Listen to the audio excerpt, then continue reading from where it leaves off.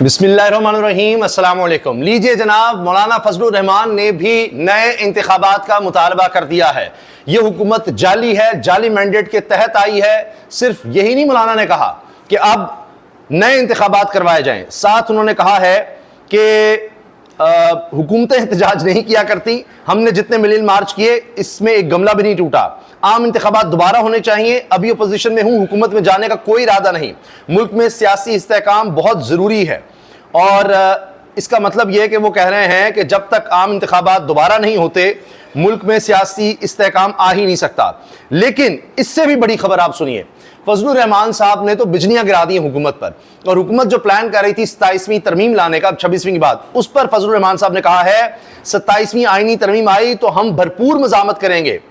और इसके साथ साथ उन्होंने कहा कि जो होना था 26वीं आईनी तरमीम में हो गया, इसके बाद अगर कुछ किया गया तो फिर देखिए कि हम क्या करते हैं।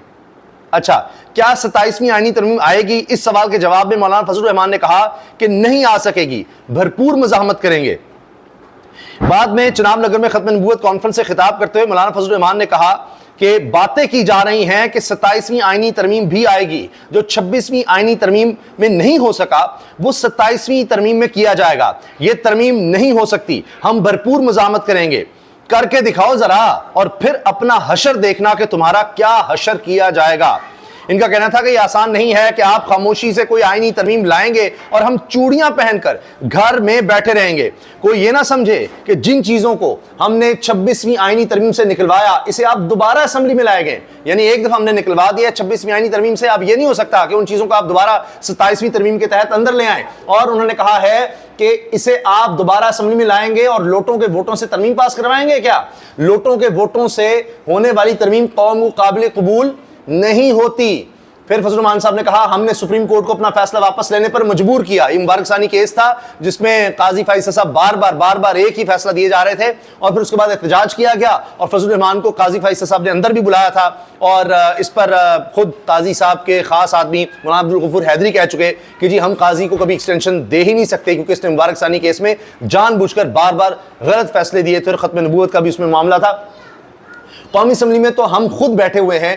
इन्होंने कारकुनों की जानिब इशारा करते हुए कहा कि अगर हम कल कुला असेंबली में ना भी हों तो बाहर आप लोग तो हैं, हम मिलकर भरपूर मज़ाहमत करेंगे। उन्होंने वाज़े कर दिया कि अब ऐसे नहीं कि बार बार आप इस तरह की तरमीम ले आए और जनाब जो दिल में आएगा वो करते चले जाएं, हम भरपूर मज़ाहमत करेंगे। एक तो फजलुर रहमान साहब ने फैसला सुना दिया है, इनके लिए बड़ा मुश्किल है इसे पीछे हटना।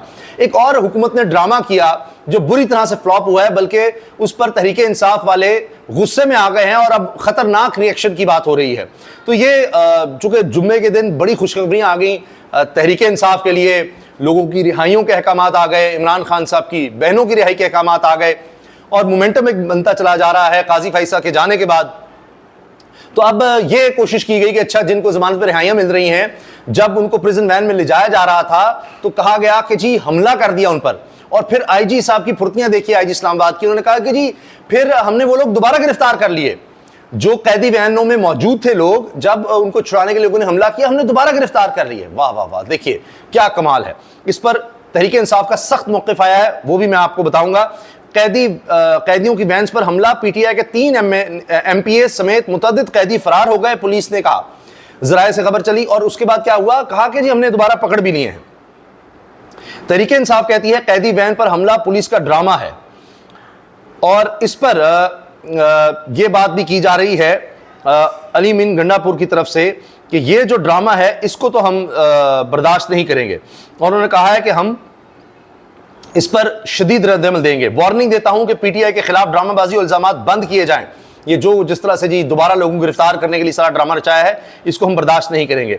अब आ जाइए नए आने वाले चीफ जस्टिस याहिया अफरीदी पर, क्योंकि एक तरफ उन्होंने कहा जस्टिस याहिया अफरीदी ने कि काजी फाइज ईसा से ज्यादा गुस्से वाला या मुंतकिम मिजाज कहें मैंने नहीं देखा। इनको रीच भी कहा, उन्होंने कहा ये रीच है जिसको आपने अगर गुस्सा दिला दिया तो फिर आपकी खैर नहीं, और कहा कि मैं इनके गुस्से का सामना कर चुका हूं और वो कोई अच्छा तजर्बा नहीं रहा।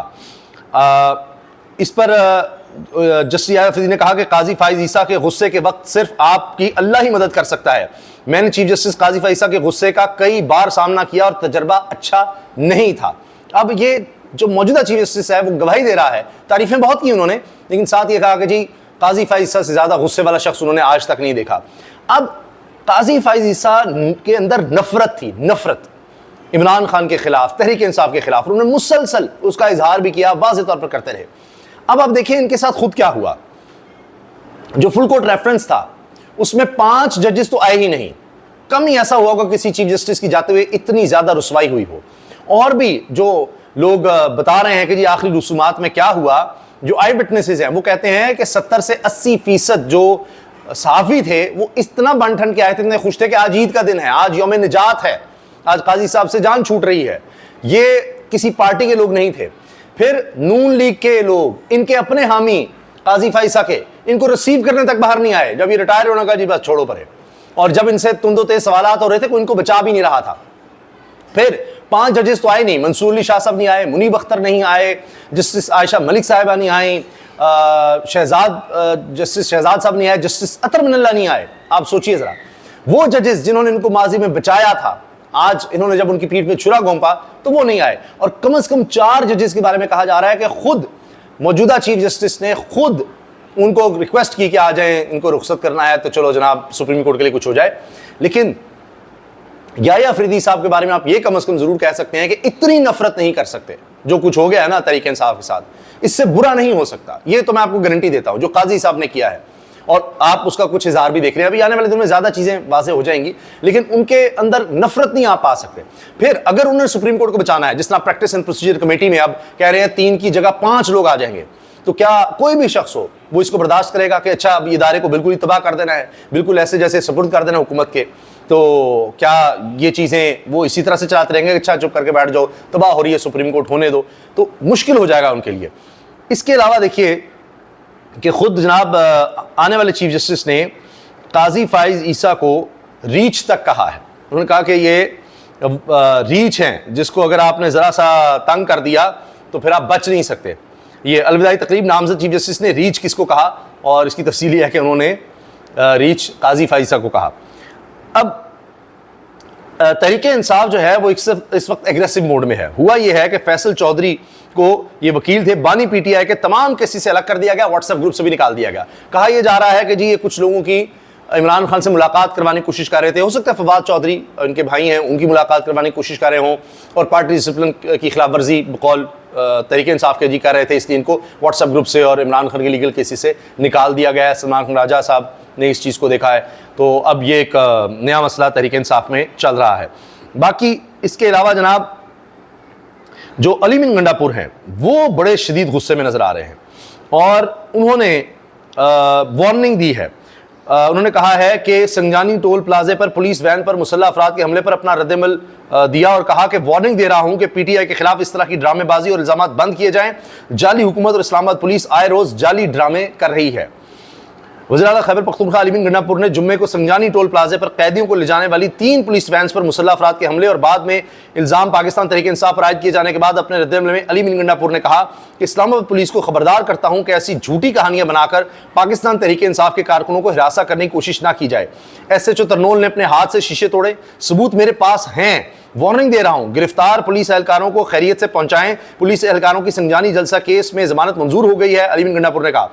ये खैबर पख्तूनख्वा के पुलिस एहलकार थे जो सिक्योरिटी पर मामूर थे, उनको भी गिरफ्तार किया गया। 1122 के एहलकारों को और यानी फायर ब्रिगेड के लोगों को सबको गिरफ्तार किया गया। इनकी जमानत हुई, इनकी रिहाइयों के ऑर्डर हुए, तो अब जाहिर है कि वो रोपकार जारी होने का प्रोसेस होता है। उस दौरान ही जनाब कहा जी प्रिजन वैन पर हमला हो गया और यह हुआ है, इनको दोबारा गिरफ्तार कर लिया गया, ये भागने की कोशिश कर रहे थे, अब नए पर्चे उन पर दे रहे हैं। इस पर शदीद रद्दमल आया है खैबर पख्तूनख्वा के वज़ीर आला का। उन्होंने कहा जाली हुकूमत इस्लामाबाद पुलिस ने आए रोज जाली ड्रामे कर रही है। इस्लामाबाद में जेल वैन पर हमला विफाकी हुकूमत का एक और स्टंट है। सरकार की ये स्कीमें रोजाना बढ़ रही हैं। लोगों को ये देखना चाहिए और समझना चाहिए कि हमारे अरकान पुरअज़्म हैं और कैदोबंद की सबूतों से भागने वाले नहीं हैं। मुल्क के अंदर लाकानूनियत का राज कायम कर दिया गया है। जाली हुकूमत और इस्लामाबाद पुलिस आए रोज जाली ड्रामे कर रही है। ये ड्रामे बंद करने पड़ेंगे। बार बार आपको तंबीह कर रहा हूं।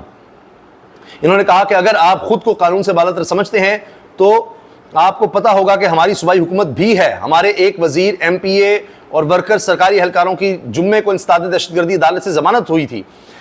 जेल ले जाते हुए तरनौल के SHO ने अपने हाथ से वैन के शीशे तोड़े, ड्रामा रचाकर कैदी वैन के ताले तोड़कर सबको नीचे खड़ा किया गया। एक ड्रामा रचाया गया, ये लोग फरार हो रहे हैं, कहा कि ये फरार हो रहे थे, ये है वो है। अच्छा, फिर पकड़ भी लिया है, फिर कमाल है, अगर फरार हो रहे थे सारी पकड़ दिए, इतनी एफिशिएंट थी पुलिस। वार्निंग दे रहा हूं कि इस तरह के ड्रामे ना करें, अगर गिरफ्तार किया है तो इन लोगों को खैरियत से पहुंचाएं, किसी को कुछ भी हुआ तो SHO तरनोल, DPO जिम्मेदार होंगे, DIG, IG और फिर वजीर दाखिला भी जिम्मेदार होंगे। तो अब ये लगता है कि इस पर चपकलिश और लड़ाई बढ़ेगी। जिस तरह पहले देखा कि लेमिन गंडापुर के पास ही वजीर दाखिला भी गए थे कि PTM वाला मामला जो है वो हल करवाया जाए और कोई मामलात को थोड़ा बेहतर किया जाए, लेकिन अब अगर फिर मामला ख़राब हुआ तो सूबाई हुकूमत है, फिर चीज़ें और ज़्यादा ख़राब हो सकती हैं। तो लगता यह है कि इतनी आसानी से ही नहीं कि अब जो भी ये कुछ हुआ है इसको सॉल्व करना पड़ेगा। फिर फजलुर रहमान साहब का बड़ा वाज़े कह देना सारे जलसे में, तो मुझे नहीं लगता कि वो 27वीं तरमीम इस तरह से आने देंगे अब और दोबारा से यही कि जी हाँ वरना तो आपके लोगों को उठाकर हम वोट डाल लेंगे। बार बार ये नहीं हो सकता, क्योंकि फजलुर रहमान साहब की भी साख को नुकसान पहुंचा है, सुप्रीम कोर्ट को भी नुकसान पहुंचा है, और अभी आप देखिएगा जजेस में भी रेजिस्टेंस आएगी जो आपने देखना शुरू कर दिया है, और वुकला में भी, और फजलुर रहमान साहब के पास भी और कोई चारा नहीं रहेगा कि वो भी फिर मुज़ाहमत करें। तो हुकूमत के लिए आने वाले दिनों में भी अच्छी खबरें नहीं हैं, क्योंकि ये 26वीं आईनी तरमीम में भी वो चीज़ें हासिल नहीं कर सके जो उन्होंने सोचा था। मिसाल के तौर पर इनका ख्याल था कि याह्या अफरीदी कहेंगे कि जी मैं नहीं बनता चीफ जस्टिस, और ये खबरें आई थी, हमने आपको बता दिया था कि शुरू में उनका ख्याल था कि नहीं ये बिल्कुल गलत है और मैं मंसूर अली शाह की पीठ में काजी फैसा की तरह छुरा नहीं घोंप सकता, तो मैं कहता हूं मैं नहीं बनता, तो फिर मंसूर अली शाह साहब को बना दिया जाएगा। लेकिन हुकूमत की चाल ये थी कि अच्छा ये इनकार करेंगे तो हम अमीनुद्दीन को बना देंगे, जिनको अब वो प्रैक्टिस प्रोसीजर कमेटी में लाना चाह रहे हैं। तो जब ये काम किया जाएगा, तो याह्या अफरीदी को फिर कन्विंस किया गया उनके फेलो जजेस की तरफ से। याद है हमने आपको बताया था कि एक दो दिन पहले सिर्फ जब ये इनको चीफ जस्टिस बनाया गया, उससे एक दो दिन पहले मंसूर अली शाह साहब, अतर मनल्ला और जस्टिस याह्या अफरीदी खुशगपियां करते और बड़े अच्छे मूड में नजर आए थे। इनको सब पता था कि क्या हो रहा है। मंसूर अली शाह साहब ने बहुत पहले अपने करीबी रुफ़का को बता दिया था कि मैं नहीं चीफ जस्टिस बन रहा, हुकूमत के तेवर अच्छे नहीं है, तो वो सब इनको पता था। तो लिहाजा इन लोगों ने इनको कन्विंस किया कि आप ही चीफ जस्टिस बने, वरना हुकूमत के इरादे ठीक नहीं हैं। तो लिहाजा अब उम्मीद तहरीक इंसाफ वालों को अच्छी रखनी चाहिए, और लगता यही है कि ये तो गारंटी है कि काजी फैसा जैसा तो सवाल ही पैदा नहीं होता कि वो इस तरह के होंगे, इतनी नफरत और मुंतकिम मिजाजी हो ही नहीं सकती। और अब माहौल भी बदल रहा है, और आइंदा आप देखेंगे आने वाले दिनों में कि वो जो माहौल पिछले कुछ अरसे में रहा है, या हम कह सकते हैं पौने 3 साल में जब से हुकूमत आई रहा है, और ख़ास तौर पे काजी फैसा के दौर में रहा है, वो नहीं होगा। और इसी चीज़ का एहसास करते हुए नवाज शरीफ साहब भी चले गए हैं काजी फैसा की रिटायरमेंट के बाद। तो आप देख लीजिए इशारे बड़े वाजे हैं, और पीपल्स पार्टी भी कहने लग गई है, नदीम अफजल चंद भी कहने लग गए हैं कि जी हम तो आने वाले दिनों में पीपल्स पार्टी तहरीक इंसाफ के साथ मिलकर और हुकूमत बना सकती है, और इस तरह की बातें दोबारा शुरू हो गई हैं। फैसल वाडा साहब के भी अब देखिए जो अंदाज हैं वो कुछ बदल रहे हैं। तो चीज़ें आपको आहिस्ता और बेहतर होती नजर आएंगी तहरीक इंसाफ के लिए, तहरीक इंसाफ के कारकुनों के लिए, उनकी रहनुमाओं के लिए, और ख़ास तौर पर इमरान खान साहब की रिहाई के हवाले से भी लगता यह है कि बुशरा बीबी की रिहाई के बाद अब उधर भी पेशरफ्त होगी, ख़ास तौर पे काजी फैसा के रिटायर होने के बाद। और हुकूमत जिन लोगों को चाहती थी कि काजी फैसा 2 हों, वो आ जाएं, वो भी नहीं आ सके। तो लिहाजा अब आने वाले दिनों में डेवलपमेंट्स आपको नजर आएंगी। इजाज़त दीजिए, अल्लाह हाफ़िज़।